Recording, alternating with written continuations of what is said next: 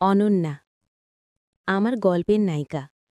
তার মেধার বলে সে এত তাড়াতাড়ি বসের এত প্রিয় হতে পেরেছে। ইনি হলেন মিস্টার সেন, শহরের টপ বিজনেসম্যান। তার কাছে তার বিজনেসই টপ প্রায়োরিটি। বয়স তার কাছে হার মেনেছে, তাই তো অফিসের মেয়েরা এখনও তাকে দেখে ক্রাশ খায়। গল্পে এলো নতুন মোড়। হঠাৎ একদিন অনন্যার বাবা অসুস্থ হয়ে পড়েন। হসপিটালে ভর্তি হতে হয়। ডক্টর বলেন 50 লাখ টাকা। অনন্যা বসের কাছে এসে রিকোয়েস্ট করে, দয়া করে বাবার চিকিৎসার জন্য আমাকে 50 লাখ টাকা দিন, না হলে যে বাবাকে বাঁচানো যাবে না। বাবা ছাড়া আমার আর কেউ নেই। মিস্টার সেন তো পাক্কা বিজনেসম্যান। সে অনন্যাকে কিছু কন্ট্রাক্ট পেপারে সাইন করতে বলে।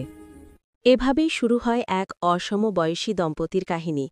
আগামী ভাগ জানতে চাইলে পড়ুন প্রতিলিপিতে আমার কাহিনী, কন্ট্রাক্ট ম্যারেজ। লিংক নিচে দেওয়া আছে।